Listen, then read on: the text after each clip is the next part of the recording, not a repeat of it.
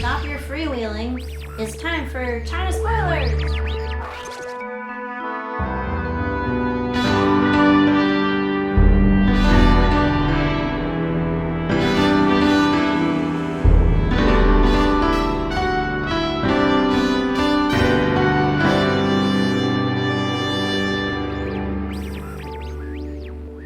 Hello and welcome to China Spoilers, a weekly podcast discussion of living in China while making videos and putting them on YouTube. I am your host, Emily, and with me as always is Peter. Another host. We are coming to you live from lovely whoopwu studios in Luzhou, Sichuan, China. It is a balmy and sticky, hot summer day here. Again, it's our summer break, so we don't really have too much in the way of structure, so let's kick it off with How's Your Uncle and see what happens.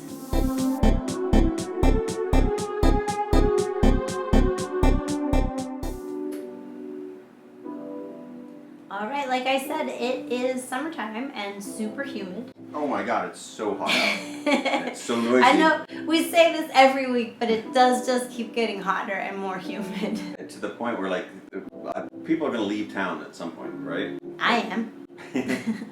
Yeah, no, like much of France, for different reasons, August, everybody just leaves Luzhou. I think the French all go on vacation in August. That's what I've heard.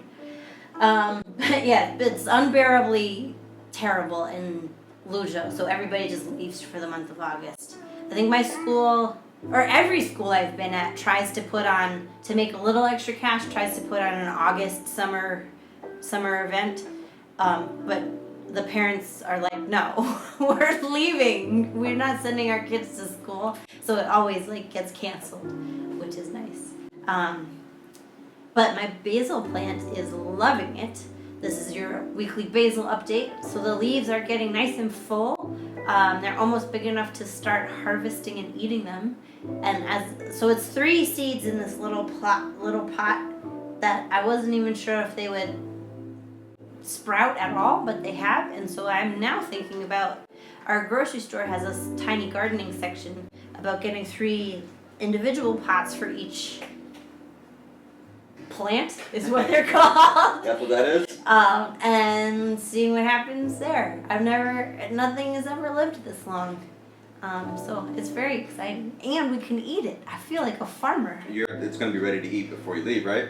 Oh yeah, it'll be ready to eat. I think we could start eating them this week. Start eating them? It's going to take us that long. Well, I mean, there's a lot of leaves. And once you pick the leaves, more leaves grow if you pick them in the right way. But a pizza's pretty big. Well, yeah, I guess maybe we could cover one pizza, and then if more leaves grow, I think you have to leave the top 2 leaves, and then it will keep growing more leaves. That's what I read. I'll have to check. Mom, if you know. So while you're gone, what am I gonna have to do to it? Water it every other day. Every other day. Yeah, I mean, if it's not humid out, you could water it every day, but basil has a risk of molding, I guess, and so if it's overwatered, mold grows and it gets unhappy, and it's just, the soil just needs to be damp, and so I've found that every other day is enough for it to be damp. What with our humidity factor? Yeah, it's not drying out ever. Yeah, so that's exciting. The basil plant is coming along. I got a Rubik's Cube knockoff yesterday. Maybe we can have a basil pizza party. Okay. As our podcast. Oh. Yeah? Oh. Yeah? Stay tuned. Switching gears. No basil. I bought a Rubik's Cube knockoff at the grocery store as an impulse buy yesterday. It came with a little baby one too. Yeah, I don't know why. It's a set of a normal size one and then a tiny one. And I can tell you the difference between the knockoff and the real thing is that the turn action is not as good. There's less friction, but that means that the when you're turning one layer, the other layers kind of get misaligned, and so it's harder to turn. Which I don't know if that's a flaw Or if you get really good, that's better for speed cubing. You think that's for holding you back? I mean, you're not going to be able to like get those moves in. Well, if competition. If it's not misaligned, you can like move pretty fast. But if it is misaligned, and this is a bigger problem on the smaller one actually than the bigger one. Right. But yeah, so I looked it up online because I don't have time to figure out. Someone's already figured out Rubik's Cube. So I looked up online the solution. And it's not a solution. It's like an algorithm to use. It tells you, like, get the correct... So if you don't know, on a Rubik's Cube, there's only one right place for every block, right? Okay. I never played the game. Of course you haven't. But like, because you think of it like color face, color face, color face, but it's possible to have like this color face right, but if you've chosen the wrong side colors, it's not gonna be eventually right, because the middle guys of each face don't move, so there's only one possible place to put each block and have it be right. And so the algorithm tells you, like, try to float this piece, a piece tells you the relative position to try to float your pieces into that they're likely to be in, and then like the series of moves to get it from here to here. Okay. So it is cheating, but it's not like it makes it super duper easy. So which is all to say that I can brag that now I can get 2 layers correct in a fairly short amount of time. The top layer I'm still working on. But Well, it's good that they got the little one so you can bring it on the plane. yeah. Maybe I will. It's a long flight. I'm going back to America in a week and a half. Week and a half. Little 2 more. weeks, 2.5 weeks maybe. I've kind of wished away the last week of summer school, but I do still have to live through it. You get to play like last week of school the way that you would normal. No, because babies don't know. Yeah. Babies aren't like, woohoo! I passed the region, so now I don't have to do anything. Like, there's still the thing about teaching babies is it's all about like spending time with them and helping them manage their emotions through that time. And then like maybe teaching them some stuff along the way. Because it's kindergarten, but in China kindergarten is really preschool. So I have like kids from 2 years old up to, I think I have a few 6-year-olds, but it's mostly around 2, 3, and 4. Which is, it's an experience. Yeah. But I have become, I'm very good at getting upset babies to calm down. I think I've always, because I'm like a quiet, calm person, especially in China. I'm very like comparatively quiet. So the babies do really like sitting with me. And if they're upset, like I'm a good calming presence. So if you're so upset, come over and sit with me. There was an event, a moment in time last week. So Juliet is like 2, I think, and she is just for 3 weeks straight now is not happy to be there. She hasn't really made friends with the other kids. She prefers to be with the teachers, and she kind of cries for her parents all day. And now she's gotten to a point where if a teacher is holding her, including me, she calms down. But if you put her down, then she just gets really upset. And so I was holding her, and we're getting ready for dinner. And then another girl, a little bit older, maybe 2.5, 2.5-year-olds kind of got in a little scuffle. And then so Nikki, the loser of the scuffle, came over and was like hugging me too. And so she was crying, and so I'm holding Juliet, and she's crying. Like crying enough that like she's getting tears on me. Which always feels weird when someone is crying on you. So I'm like calming them both down, and we're calm. And then another kid is like, Emma, can you come over here? And I just go, no, I've got all these sad girls. girls. And one of my co-teacher helping aides had enough English to understand what I said, and she was just like, I've got these sad girls. And she laughed, and so I felt good for making her laugh. And I felt good for making the girls not crying, not happy. Nikki got happy, but then Juliet only gets happy when she goes home, I think. But yeah, so that's Adventures in School. Fair enough. It's a weird life, but that's almost over. That's almost over. You got still got your basic popcorn, a movie. Yeah, popcorn and movie on Friday, so Friday's a nice day. And then you're out. And then I'm out. How prepped are you and ready for America? Yeah. But then, how prepped am I for America? Yeah. Are you ready? Not really. Are you packed? No, I'm not You got your leaving mega for hat? like, it's almost half a month away. I gotta buy some presents for some people. But we'll have some time to go shopping. Ooh. I have no idea. Yeah, what do you buy? I don't know. The problem is, so last time I went back to America, it was Mid-Autumn Festival, which is about mid-September. And so there's a traditional food which is packaged and travels well. So I was able to like bring the cultural festival to America. And the food was? And the food was mooncakes. And my sister was having a wedding, and so there was all these wedding events, and so I asked her if I could bring mooncake to one of them, because I didn't want to steal the show. And she was very But I familiar with also- them, right? Somebody maybe. knew about them. They wanted to try them. Oh, my aunt wanted to try them, who is a chef. So she was like very excited.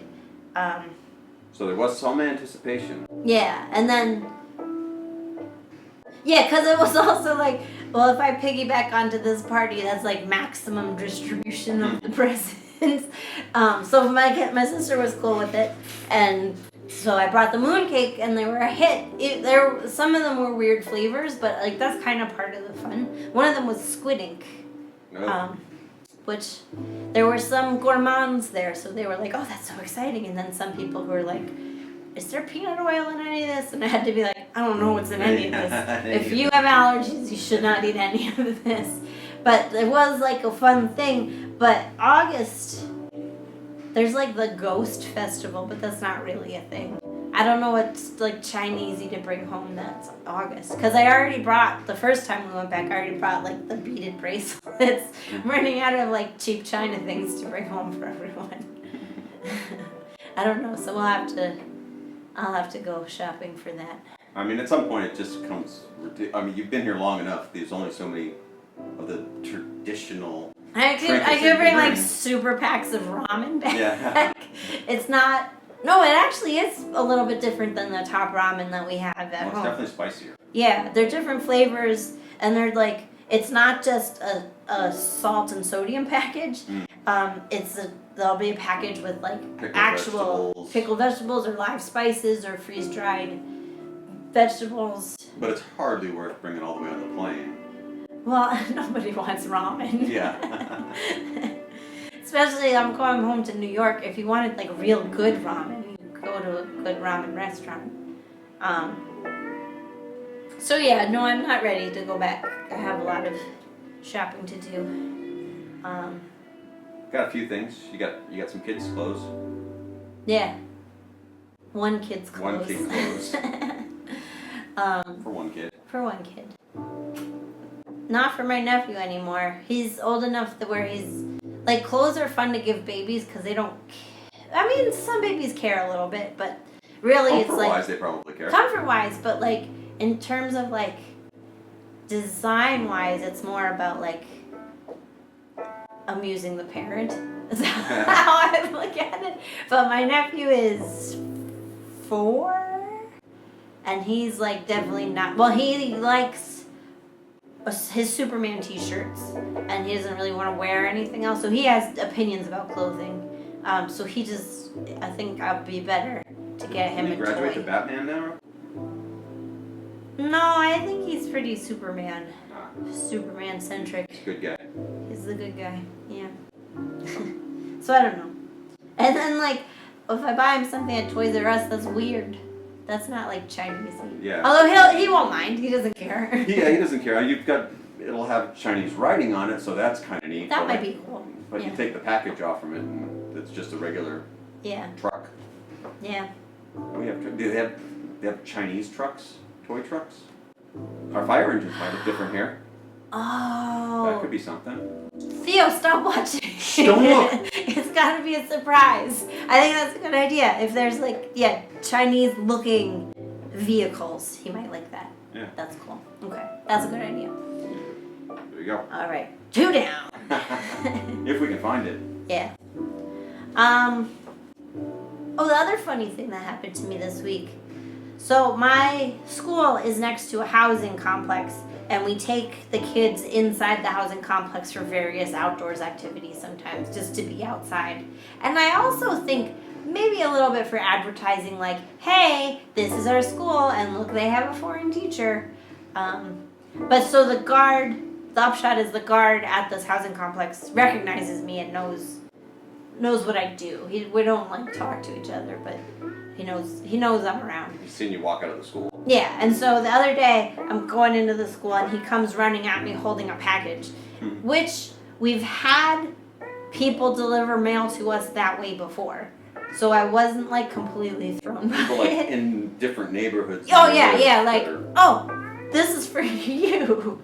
I mean, it hasn't happened in a while. Our delivery is fairly reliable now, but it's not out of the question that someone not at our home would have a package for us. It was pretty easy to imagine that a package could get delivered across town and it would find its way to us. Yeah, just because there's 3 other people. It's one of 3 people. Yeah. Well, along those lines, I bought a flashlight at our supermarket a few weeks ago, and then so I brought the flashlight home, and then I didn't know it came because I bought the display, and then for whatever reason she didn't give me the charger and the box that it came in. It might have been the end of the night or something. So they just brought the box to my school, and they were like, my school is we have a package for you. And I'm like, I get packages delivered to my home. I don't send them to the school. And they're like, no, did you buy a flashlight at the supermarket? And I'm like, yeah. They brought you this box with the charger. So it is people know how to find us. So anyway, he comes running at me with this package, and then I look at it and I see it is not for me, but it is from abroad. It's from Spain because it has the customs declaration from Spain. And whoever sent it wrote the pinyin. The pinyin is the Roman letters that you can use to write down the character sounds, but they don't actually have any meaning on their own. They're just the sound of the character, but multiple characters have the same sound, so it's not actually usable as a written language here. So the doorman was looking at it, he's like, I don't know what to do with this. And so I look at it, and somehow I figure out a key to the puzzle is he's not sure even which is the destination address because it's on a different part of the envelope than it would be in a Chinese package. And then another neighbor sees what's happening and she comes over to help. So we look at it together and figure out oh, well, it only has pinyin for the name, so that's not going to help. But it does, so it's building blah, blah, blah, apartment, blah, blah, blah. And so we figure it out, and then he's like, oh, thank you. Which, I don't know, if that school wasn't there and didn't have foreigners there, how would that person get the package? Yeah. Well, I was lucky I was there. We've had, there was a situation, I think it was in our old building, but where a woman stopped us, I think in the elevator, because she had vitamins that somebody had sent. Oh, yeah. Someone had sent her vitamins from America.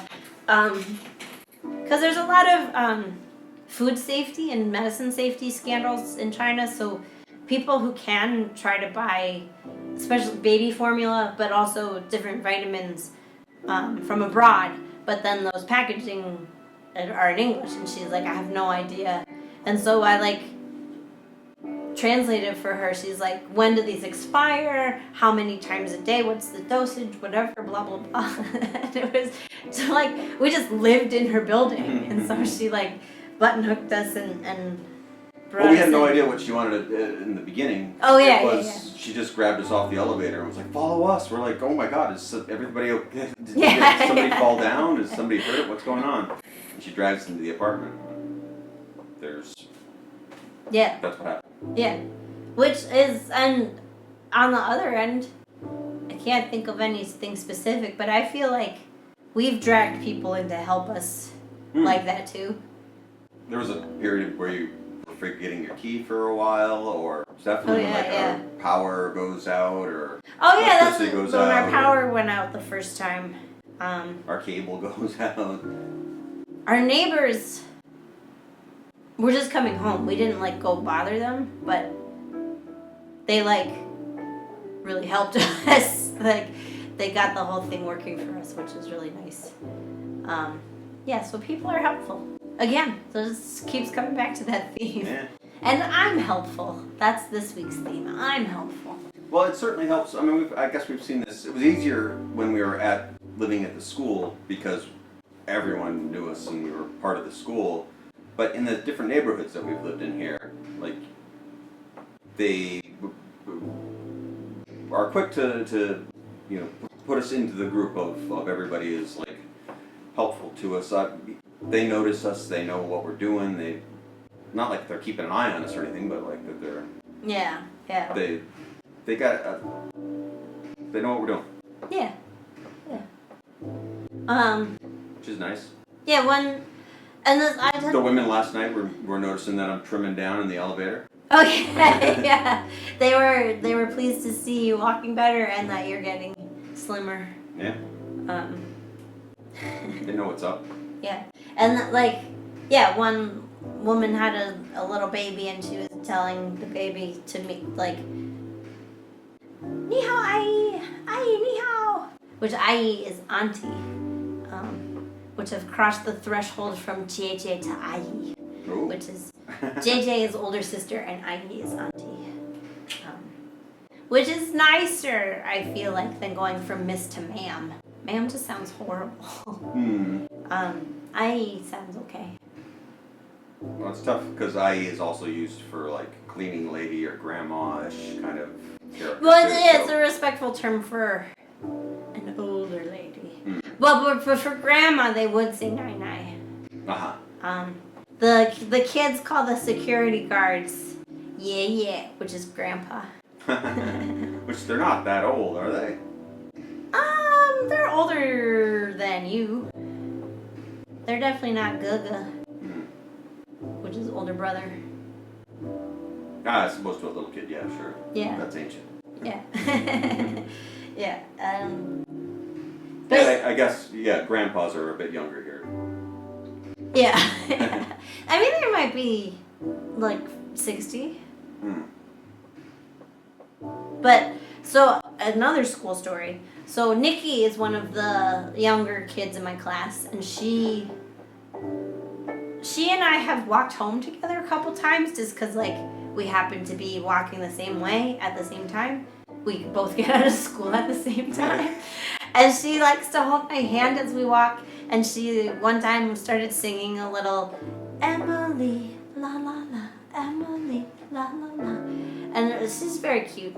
But she's definitely, because I've slipped up a couple of times and referred to her as a baby in front of her, and she doesn't like that.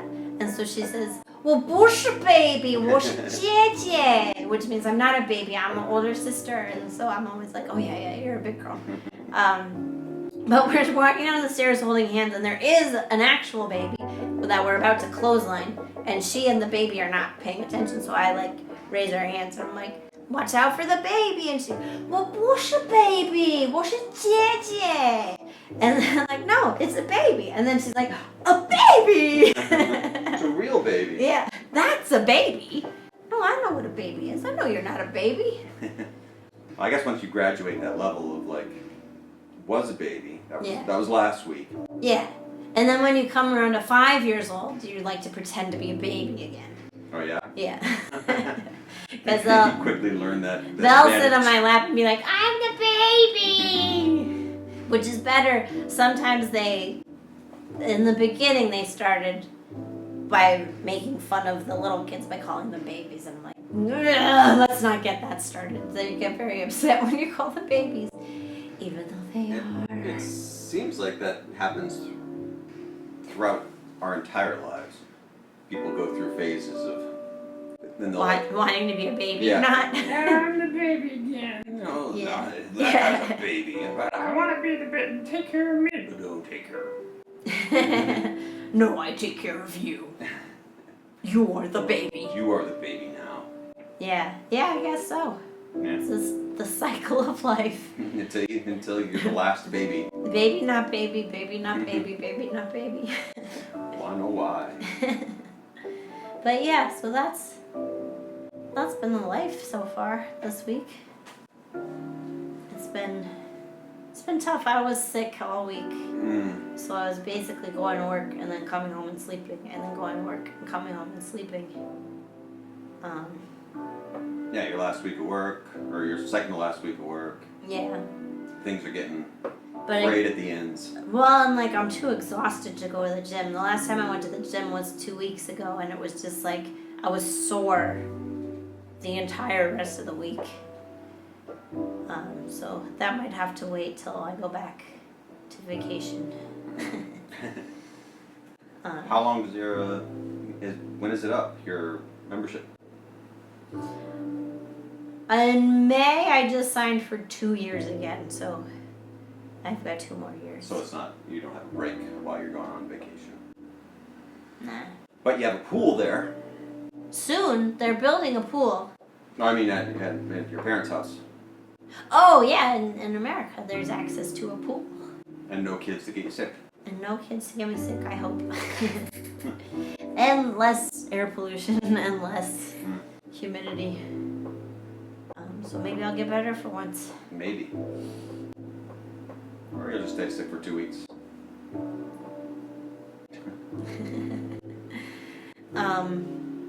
But the other thing we've been doing, we went back and started watching the first season of Seinfeld, which the first episode is famously bad, and we can attest it's not, you can see where they're going, but it's not good. But then, like, the second episode is when Art Vandelay is made up, and then the third episode is, like, an episode we've both seen multiple times. Yeah. The door must be closed! The cantaloupe joke. Elaine was not there until the second episode. Yeah. She's already totally realized. Yeah, so it's already classic. Yeah, I don't know. I'm trying to figure out that I think I've seen other parts that must have been pilots or something like that. And Yeah. Is that what people were talking about that's so bad? Because I've seen the first season definitely in syndication. Yeah. I didn't see it when it was on. I was in college, so I wasn't really paying attention to it. But it's definitely not what people are talking about. The first season is crap. Yeah. All the classic jokes in the first 5 episodes are already there. Yeah. But, like, the very first episode is very uneven. They're at a different diner. There's, like, a waitress character who never comes back. Elaine's not there. Elaine's not there. Kramer's called Kessler. And his hair's weird. Yeah. In a different... Not weird way. And the apartment is slightly different looking. He had, like, a bay window of some kind. Yeah. Which was weird. Yeah. But, yeah, it is... Well, and this is coming out from watching Office all straight in a row. Yeah. So we're working our way back through the Back sitcoms through of the sitcom years. history. We've already done King of Queens years ago. But yeah, it's interesting to go back with Seinfeld. Something that's you just take for granted in America, all through. Well, I don't know, when did it start? 90 or something like that. Yeah. Since then, it's always been on TV every day, every night, whenever Maybe you go. multiple times a Yeah, day. many times. Whenever you turn on the TV, it's there.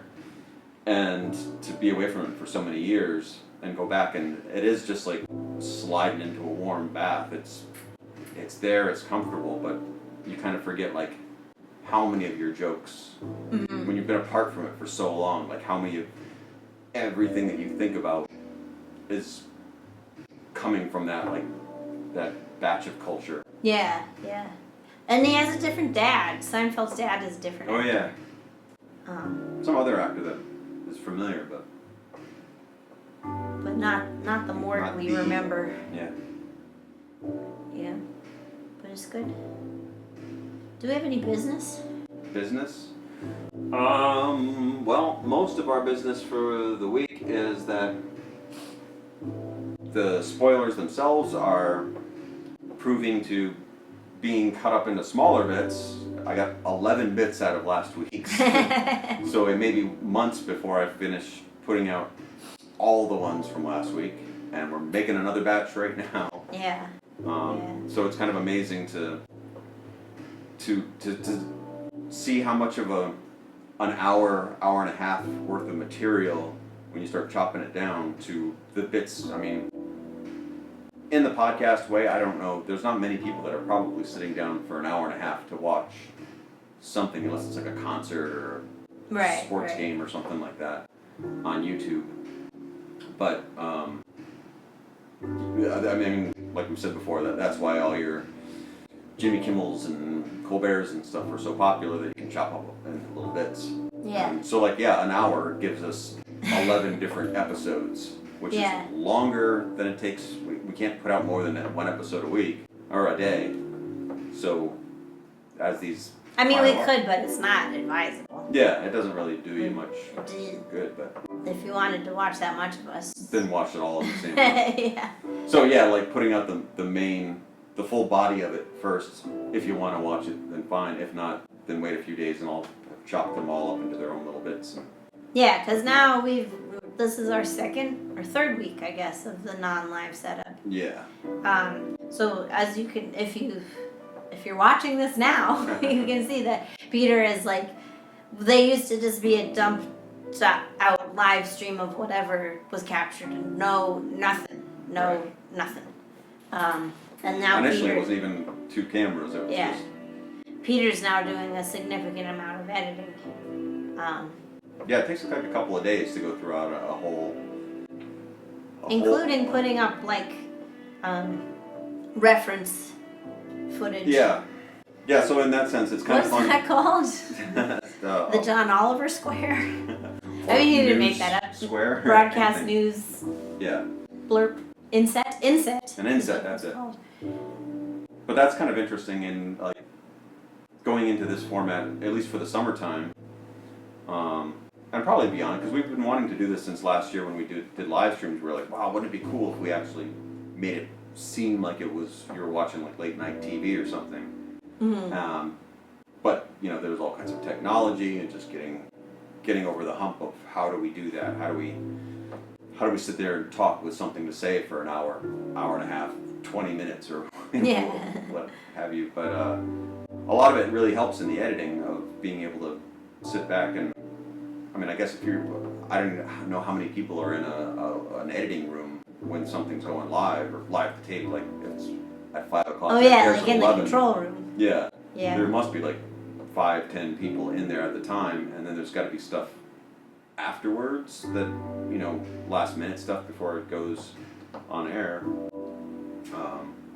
Well, yeah, I mean, they say live to tape, and I think it is like the graphics and stuff, you can dump those all in live. But I know from going to watch Letterman when I was a kid, they do film stuff that gets cut out, so there is a little bit of editing, but it's like they're not doing multiple takes. Yeah, and you do like things that are done ahead of time, like skits and stuff. Yeah, or like, because the Letterman taping I went to, they filmed the show that we were watching, and then I guess they were trying out another segment, and they brought out, it was a chef segment, which, side note, chef segments are my very least favorite part of late night shows, which is neither here nor there, but I don't like them. Just have a band. Just have a comedian. No one wants to watch chefs.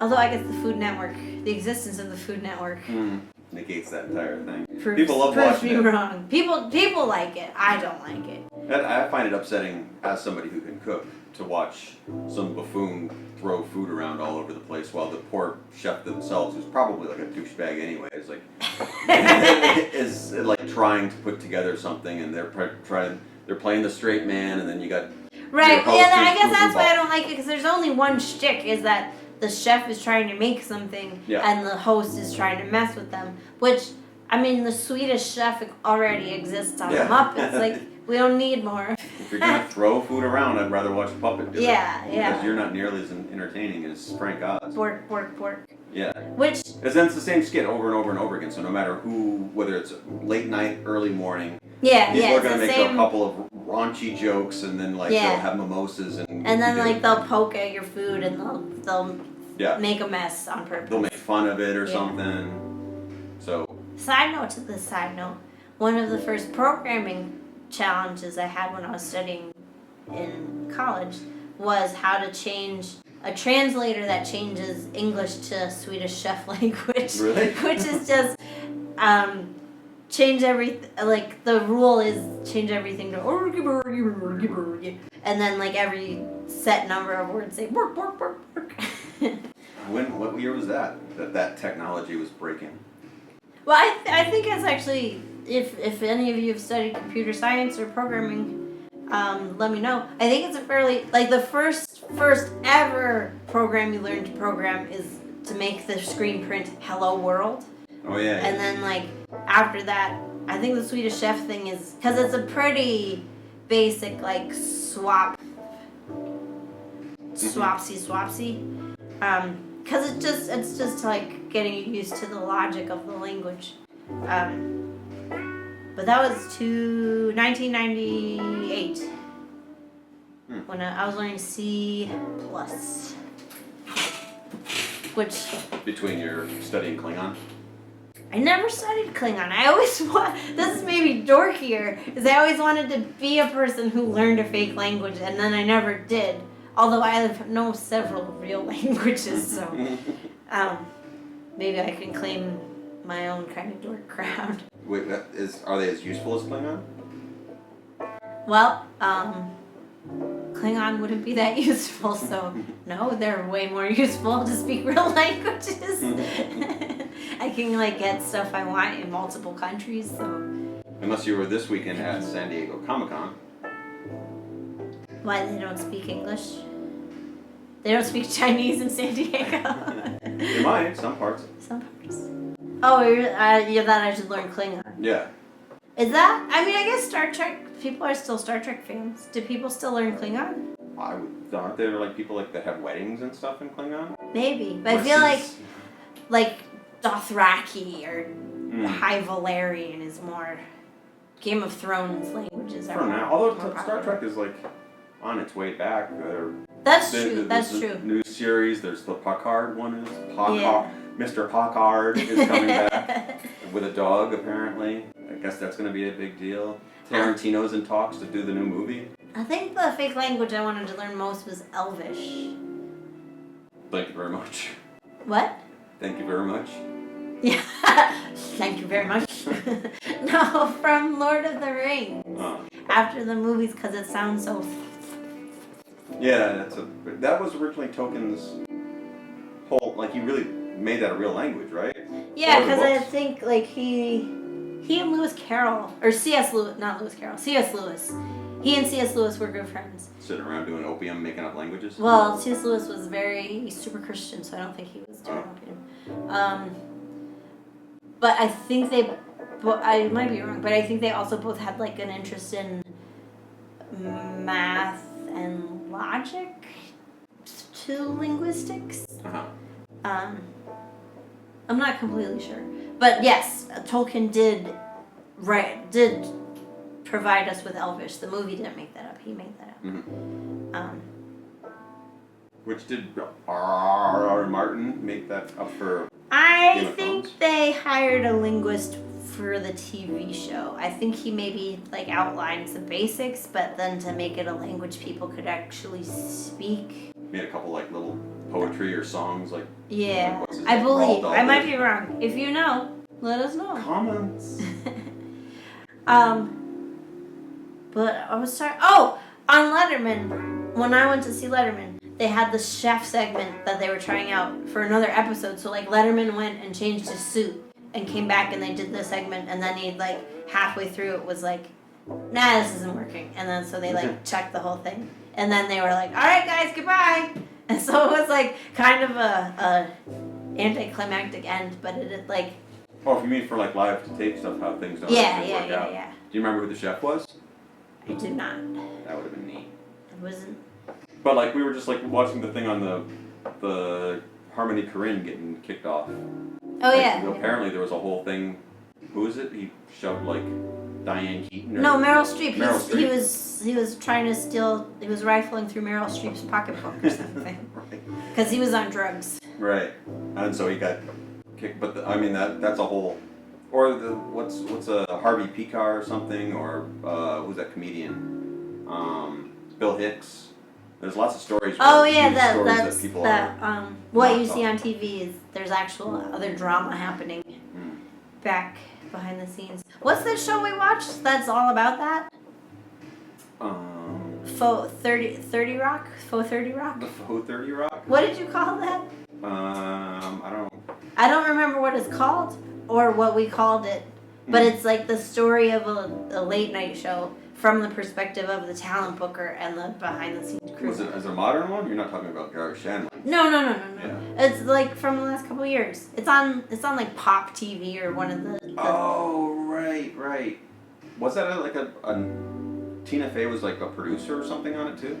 Yeah, there was a 30 Rock connection. Yeah. 30 knockoff? Is that what you called it? I would recommend this show. It's really funny because it's all the backstage drama of a late night TV show. Yeah, I forgot who the woman is who's the main character, but her mom was like super wacky, but she's also been into other things that I can't think of. I forgot that show existed. Me too, but it was really good. Yeah. And you should watch it if you can figure out what we're talking about. Highly recommended. A show that you can find if you look at a show about a thing that's on a channel. It's Summer Break. There's nothing else on. Look it up. Yeah. Yeah, we're actively not watching. There's like everything is so depressing at the moment. Yeah. It's all hour longs of even stuff that like we want to try. We tried what's the Flippity Dip, the British show. Oh, Fleabag. Fleabag. Which everyone raves about. We can't get past the second episode. Yeah. But we're still trying that. There's we talked about, which we didn't get back to years after years. That's just too much anxiety. Yeah. There's Swamp Thing and something about Dark that just looks horrifying for no reason to put ourselves through. Well, that's the problem is I don't really like horror. Yeah. So you might have to watch those on your own. There's going to be nothing else to watch. We keep just watching Colbert. Well, we're watching a lot of Canadian TV. Oh, that's right. We've got the Gas show. Yeah, Corner Gas, which is about a small town in Saskatchewan. Which is like really, because what, it started in the late 90s? Early 2000s. Early 2000s? Yeah. It has that leftover it Gen feels, X. Yeah, like a 90s. If Kevin Smith was actually Canadian and ran a gas station. It's got that bad quality, no setup, terrible sets themselves. Everyone can just barely act, and all that's like endearing. So it's really charming and like nice to spend time with. The further that we get into it, like the first one it was kind of like, haha, that's funny. Yeah. The second one was like, all right. And now we're like, I love this character. Like, they're terrible, but they're great. It doesn't look like it costs a lot of money to make, but it's a fun. But now it's an animated version. Yeah. Which we haven't gotten around to yet, but finished the first version first. But that's what we're left with this summer. Although, in the Canadian world, thanks to The Whipping Post. The Whipping Post. Check out his stuff on YouTube. It's really funny. Does he? Oh, he is on YouTube. Yeah, that's why we're Twitter friends with him. Yeah. He does these great little like DOS-looking animations.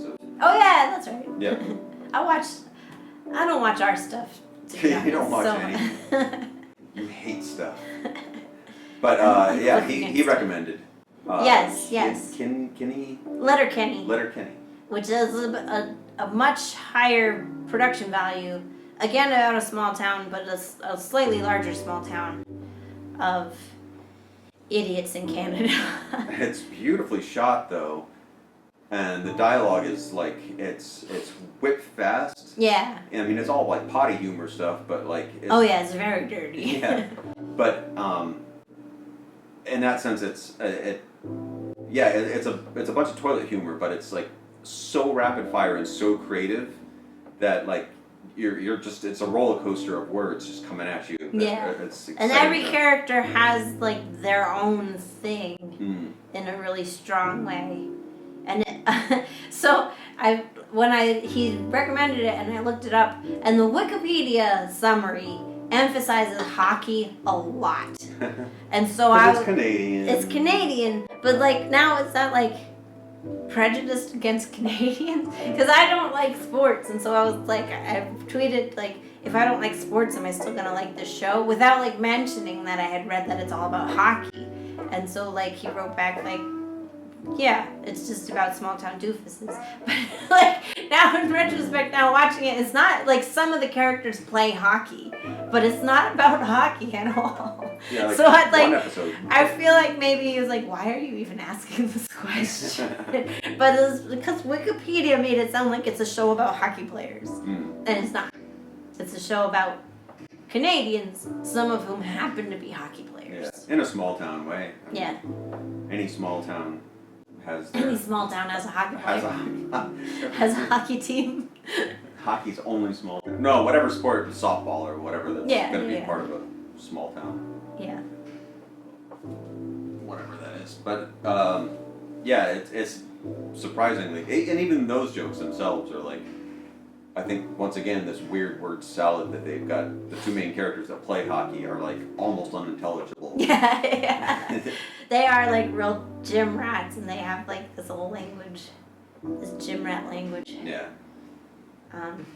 But it's almost tough to like keep up with. I can imagine like it's probably great for watching multiple times because there's just like turn so on many. the closed captioning. Yeah. I don't even know if I can read that fast. Yeah. But it's there's so many great one-liners. I could imagine it being something that people would use as a touchstone for one-liner gags in real life if you could keep up with it to grasp.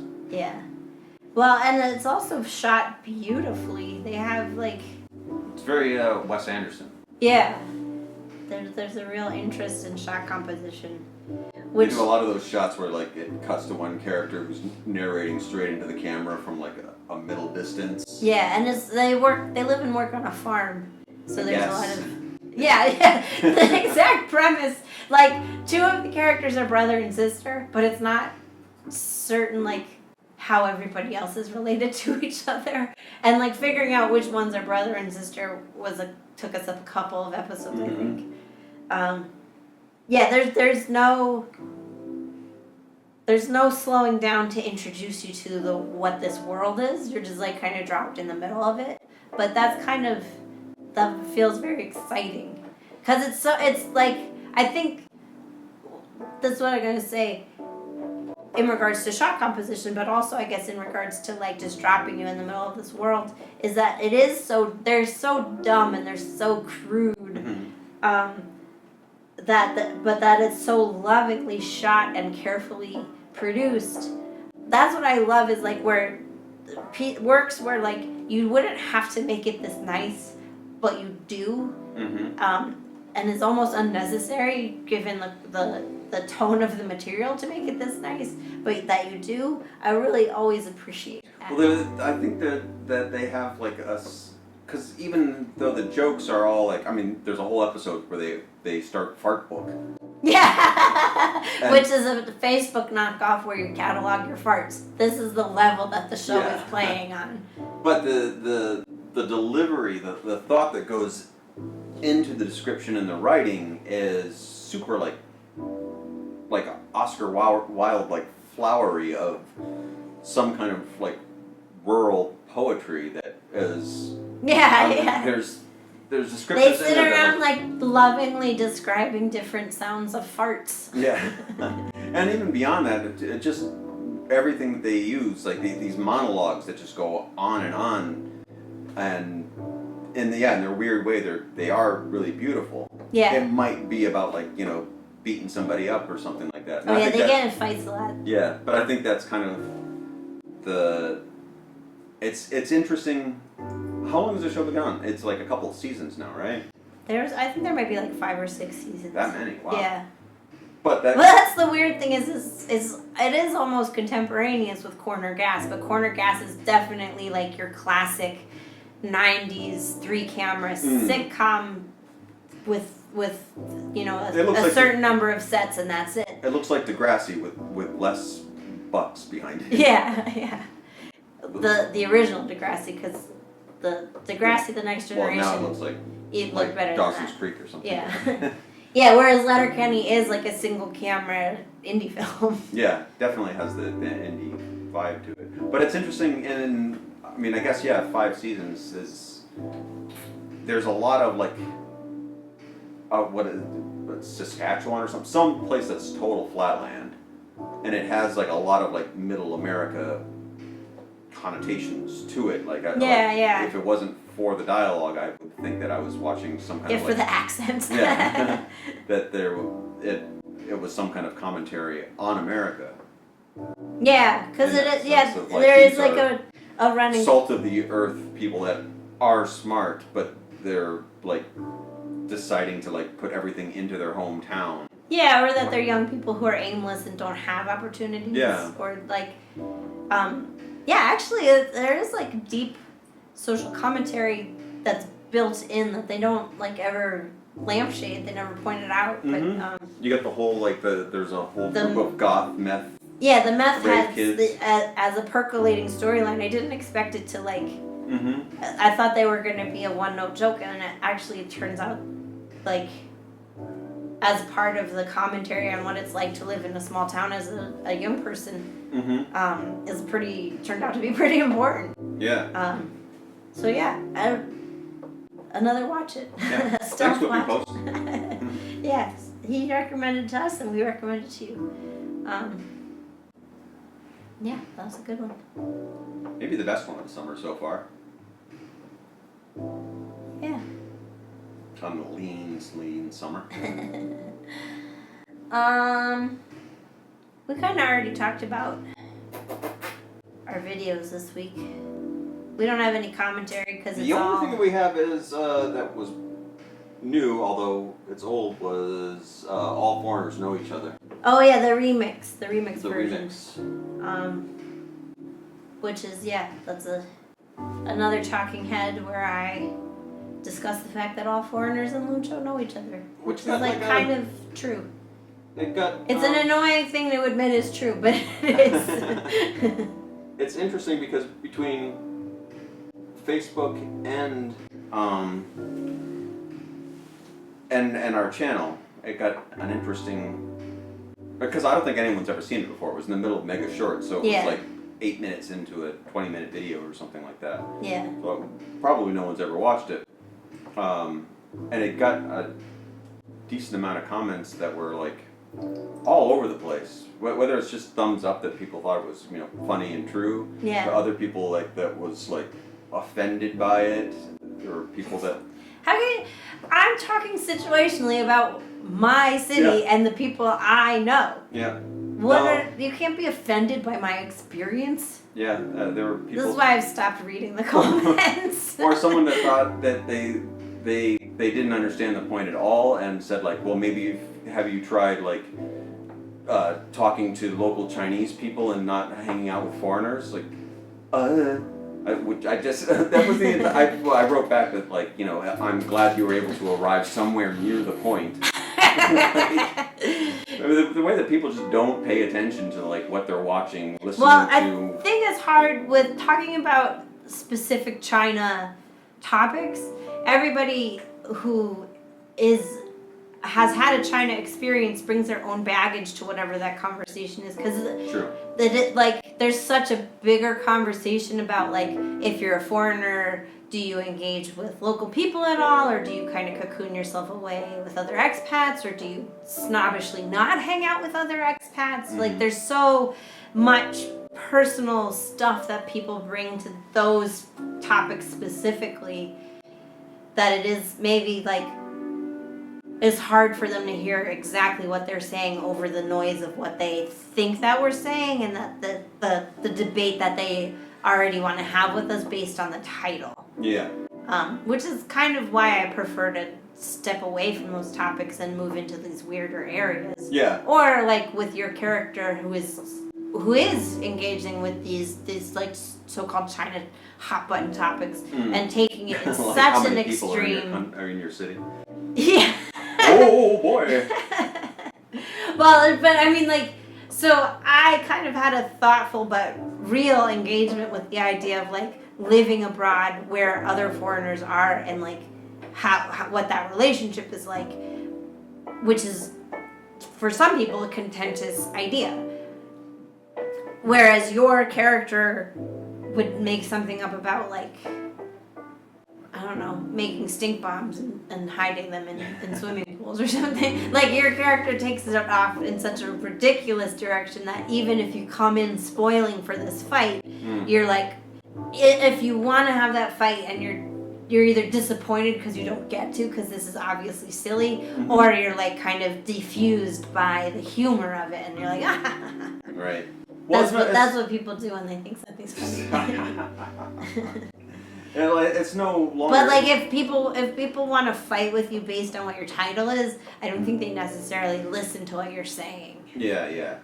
Well, and yeah, that's the devil in YouTube, that you have to title something for something to click on it, because they're clicking on it deliberately because they want to fight with it. Yeah. And then when you're like, gotcha, it's about this, then they're upset about that, and then they want to tell you the entire story about something completely that you probably even agree with or something. Yeah, the idea that like.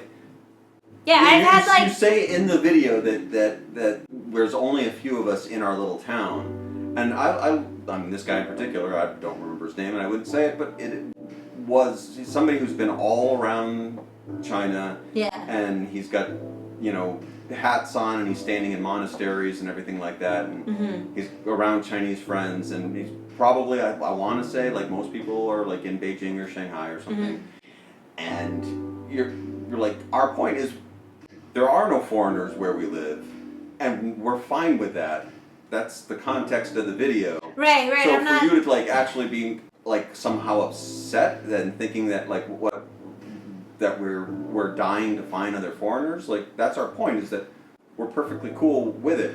I don't have that problem where like there's us foreigners. Well, also for me, the nut of the story is that moment on the bus where I like was waving at a guy I knew, and that the Chinese person next to me was like, all foreigners know each other.